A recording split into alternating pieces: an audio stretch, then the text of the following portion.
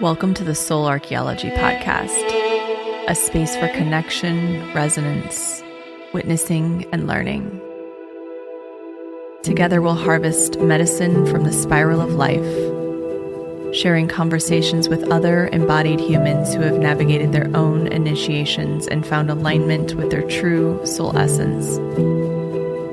With weekly astrology, energy updates, embodied conversation, and channeled teachings, this is a space for you to land and find resonance with the spiral of your own soul.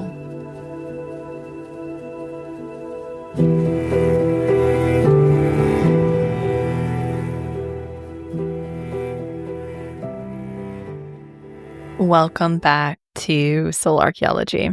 I just want to start by saying that I am under the weather, so I'm going to keep this episode shorter. Listening to my body, having to really, surrender, right? It's the medicine of the times. And I've been in a big initiation of my own personally with my North Node in Pisces getting activated. It's just, I'm in a Saturn square. I'm deepening into my work as well. I'm doing an advanced somatic practitioner training through alchemical alignment, and I'm in module 2. So I just had a 3-day training this past week, and I am fully in the processing. So I want to talk a little bit about that and what it can feel like when you are deepening into your own personal work, into your mastery of the work that you do for others, your purpose. And these initiations can feel super, super uncomfortable because it's pushing us to integrate layers of ourselves that we need to see and witness and love and attune to in order for us to travel there with others. I know I have a lot of practitioners who are listeners, and this applies to you, but it also just applies to anyone who's a human and navigating this evolutionary journey, because we are required to go into our own emotional depths. We are required to integrate our shadow and familiarize ourselves with and create intimacy with our own underworld space. And what happens is when we don't, we become disembodied, we become diluted, and that authenticity and the magnetism and the force that draws people to your work and creates a container that feels safe and secure and embodied for others starts to dissolve. It starts to erode. So I have a feeling many of you are on this initiatory path as well, maybe getting called into new types of work or studying something new. And I just encourage you to have support as well.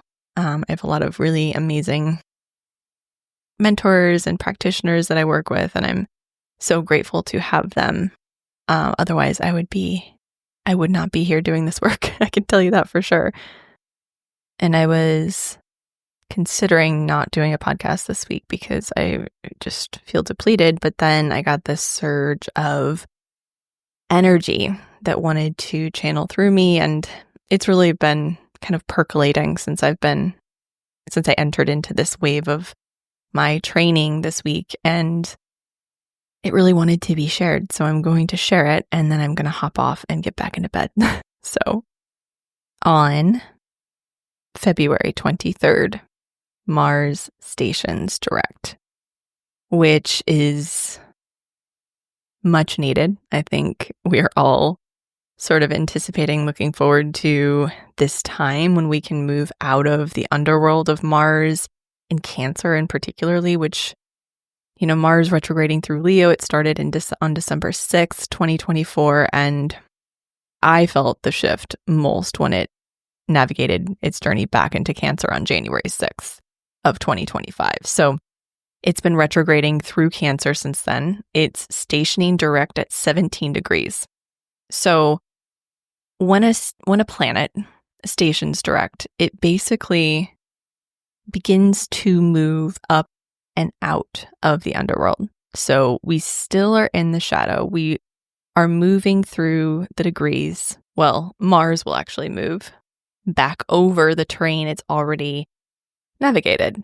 So it'll move from 17 degrees of Cancer back into Leo, and it will exit its shadow on May 2nd. So we have a bit of time to integrate, to notice the medicine that it's emerging with. When a planet goes retrograde, it goes into the underworld, it becomes more inward. It has us really reflect on the spaces and places we might not get access to in everyday life.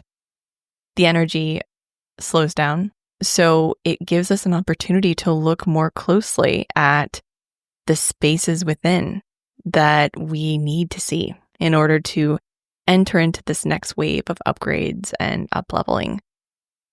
So we can either resist this energy and sort of become victim to it and complain and sort of just, dissolve into this energy, or we can work with it and we can find little pockets of opportunity and even maybe peace in the processing of the unconscious material that comes up.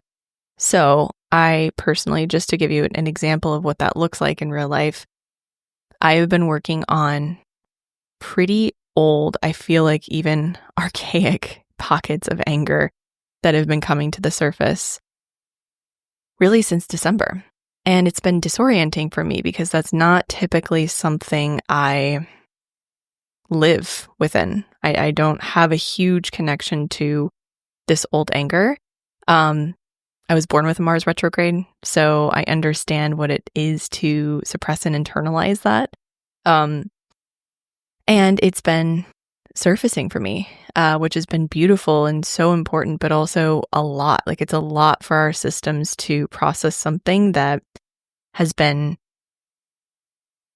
inaccessible or suppressed or protected for a really long time. So there's all of these deep psychological layers, but also these somatic nervous system layers that have been coming up. And,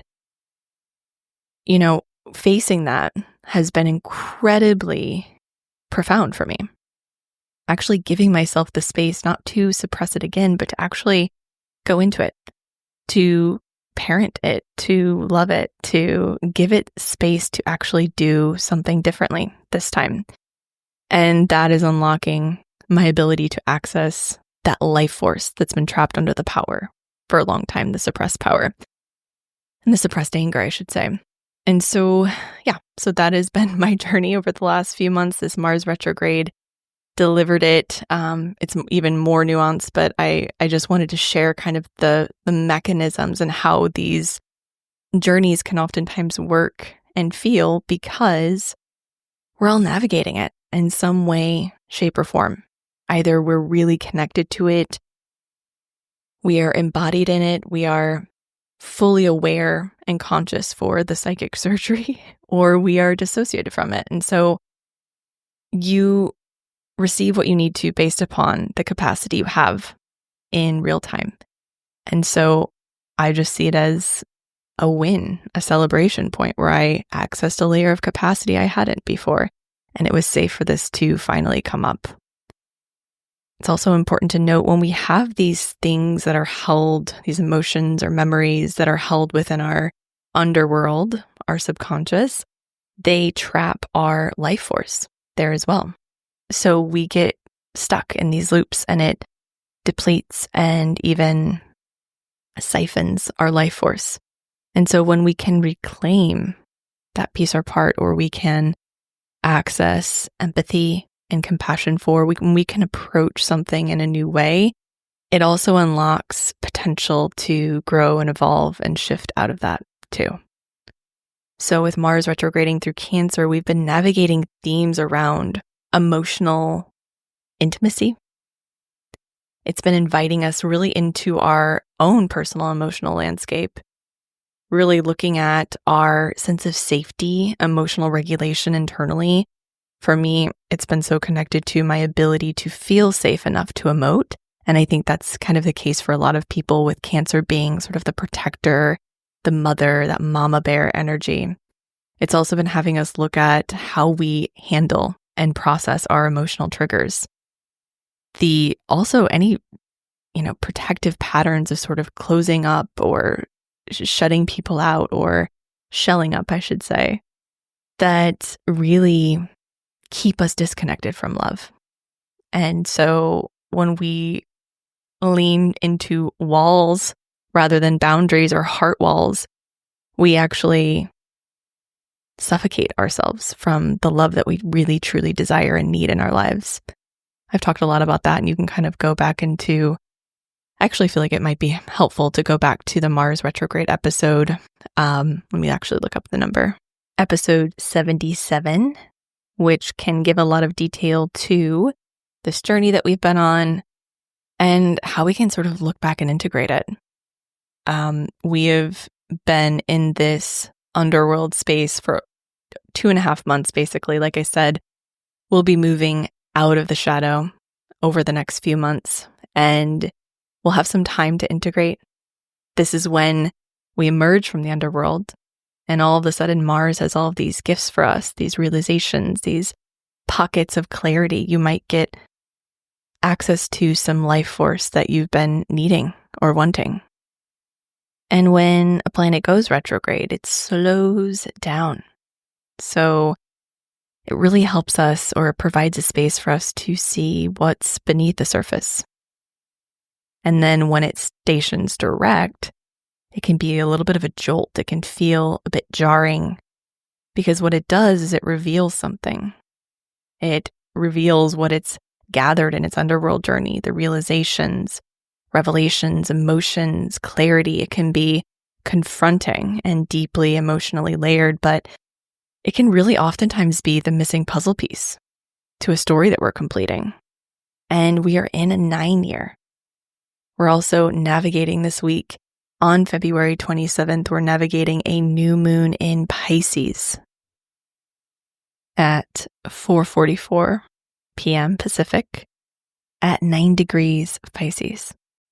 Since November of 2024, we've had new moons at 9 degrees, and we are in a 9-year in 2025. So we're in this space of mastery, refinements, completions, endings, and beginnings. So it's going to bring us into completion, regeneration, refinement. This portal of time between now and April really is deeply karmic. This new moon is initiating us into eclipse season. We have our first eclipse on March 14th, and I am actually hosting an eclipse workshop. So I'll link that in the show notes. These are really powerful workshops that enable you to really understand and work with the energy of eclipse season, the 2 weeks between eclipses. And this is also the last new moon of the astrological year. So as we know, Pisces is completions. It's the tomb and the womb. It's the ending and the beginning. And so it's the space where we germinate our seeds. It's a time when we're really asked to release, to surrender, to deepen into faith, to become familiar with what you're gripping to. We have a stellium in Pisces, and we have this new moon squaring Jupiter and trine Mars retrograde. Well, actually, Mars will be direct by then, but Mars in its shadow in Cancer. So this could be a deeply emotional moon. You might be brought into some emotional layers you forgot existed. You might feel things that you can't understand. This is the point of Pisces, is to invite us into a deeper surrender. When I think of Pisces, I think of someone floating down a current and letting and trusting that current, that deep feminine wisdom, carry it where it needs to go. It asks for radical surrender, to really belly up to source and to say, I can trust where I'm being carried. By the time we get to Pisces, we've already navigated the wisdom of the previous signs. We have been navigating the 12 zodiac. We're familiar with our shadow patterns. We're familiar with our strengths. This is a culmination point. So Pisces, like I said, is both death and rebirth. It's also miracles, transcendence, non-duality. It's boundaryless. It's vaporized. It's all things and no things. It also teaches us that our gripping leads to suffering. And so we look at the opposite side of Pisces and it's Virgo, where the South Node is. So this time will require radical faith. We must trust to uplevel. This is a major spiritual upgrade. When we let go, we can be brought where we're meant to be, and it can be with more ease, less gripping, less thrashing, less drowning. We can trust this current of life to some degree.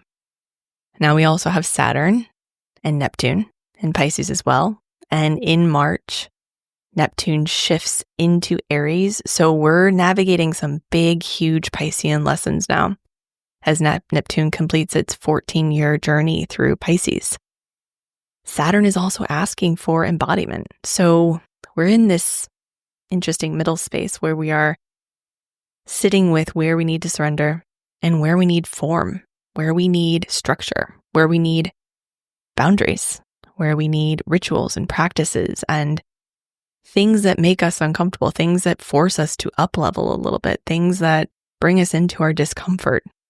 That's the medicine of Saturn. I was just talking with my friend Kristen Erlacher about this, and she mentioned that Saturn medicine asks us to get uncomfortable.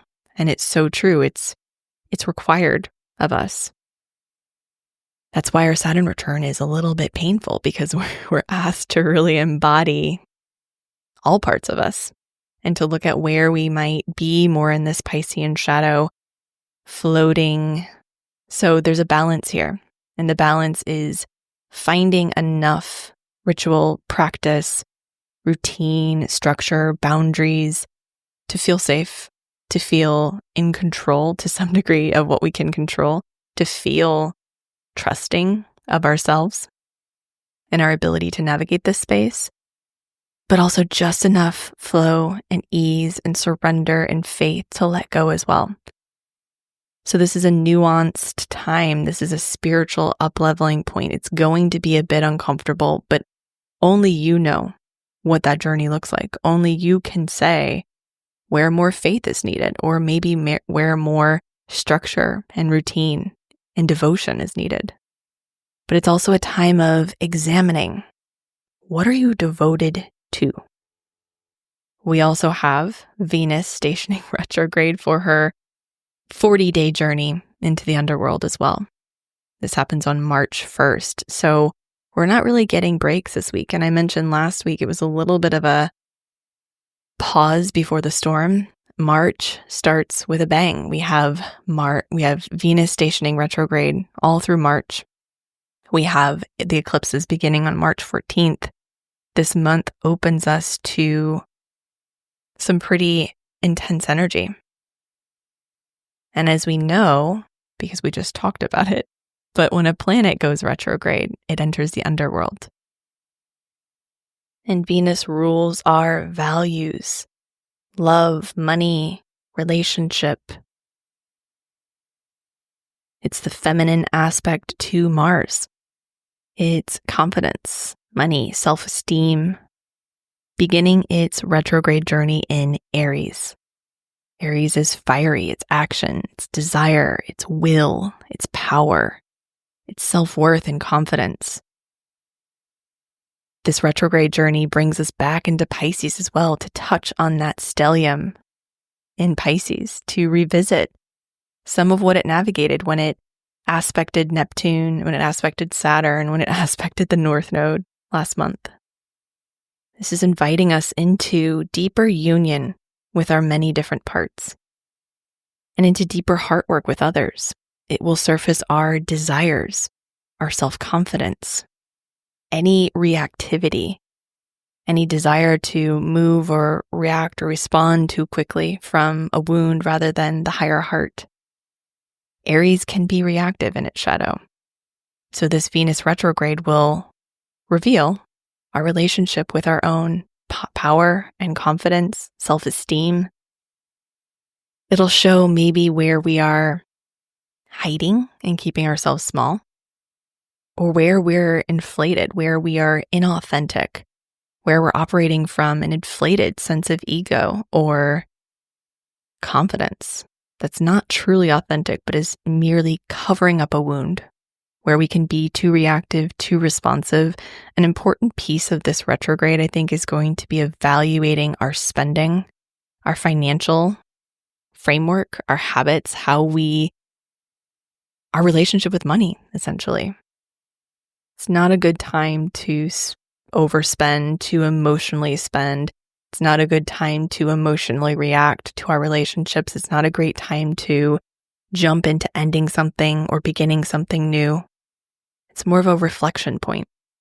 And it's also a wonderful time for devotion to all things Venusian, to level up your finances, to take inventory, to look at what is and isn't working, to watch your spending, to tend to yourself as a Venusian person, to eat beautiful foods, to really notice what you're putting in your body, to take baths, to swim in water, to massage your body with beautiful warming oils after the shower, to really care for the beauty and pleasure that's woven into life, the fabric of life.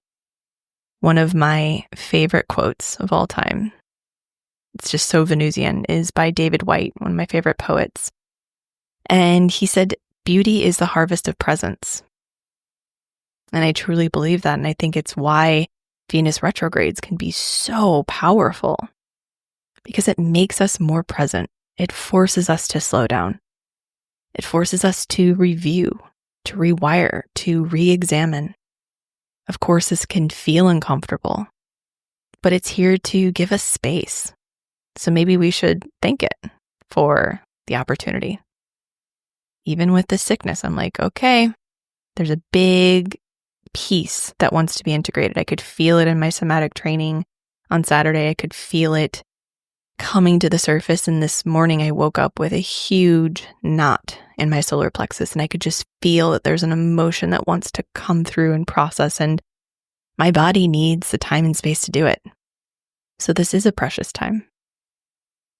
We're officially in the eclipse portal. Things will speed up. Surrender, trust. Divine flow is needed more now than ever. And it's incredibly, incredibly powerful and potent time to create space to simply be with what's coming up. I mentioned this in the 2025 forecast episode, which I always recommend going back to throughout the year because it can highlight some themes that you might be navigating and provide some confirmation or clarity. And the first part of this year it's uncomfortable. It's slow. There's pivots, reroutes. Things are not going, quote unquote, as planned. And that is the medicine of this North Node in Pisces as well. We have all of these retrogrades. How do we lean into them? How do we work with them? How do we see them as a blessing and say, I might have made a decision before this retrograde that wasn't actually in alignment, but this retrograde period gave me opportunity to show up differently. So thank you for being here. Thank you for your presence, for listening, for taking in the data. This is a big week, and I'm glad I could show up a little bit at least to share what wanted to come through me. And I'm laughing right now because I pulled the spider card from the Untamed Elemental deck, and I pulled it first. It actually didn't fly out. It just kind of was there, and I noticed it, and I was like, But I decided to shuffle anyway, and then, of course, it flew out. So spider medicine is here to teach us about trust. Spider weaves her silken, life-supporting matrix with precision and purpose. The story is that spider's web intercepts her prey, but this is misperception. She's an inspired creatrix, her web intentionally birthed to attract rather than trap. Her success comes from trusting that the magnetism of her artistry will carry her through. Spider teaches us a primal truth about the willingness to trust that the tools you have within will awaken your untapped capabilities. It is not only safe to live from your inspiration, it is advisable. When you weave your world out of passion rather than obligation, your authentic creativity and purpose are unleashed. You become a lightning rod for grace. Take a page from Spider's book and trust your passion and artistry as a portal for your prosperity. When it's balanced, you feel inspired, creative, innovative. When it's imbalanced, you feel dogmatic, adherence to the expectations of others. To bring into balance, commit to your creative process.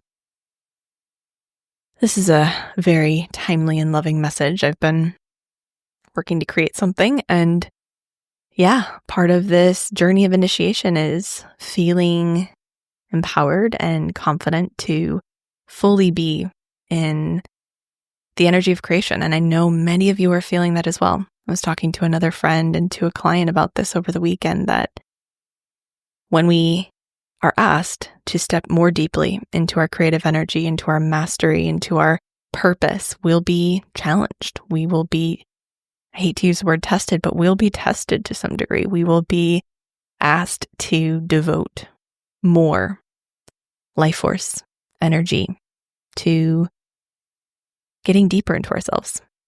So thank you so, so much for being here. I'm going to link the Eclipse Portal workshop, and you can join that. I would love to have you. I think it's just such a powerful way to really understand the energetics, how you can work with it, so we don't become victims to eclipse season, but that we feel empowered and confident as we navigate it. So deeply grateful for each and every one of you. Thank you for being here. Thank you for your presence and for being. Have a beautiful week.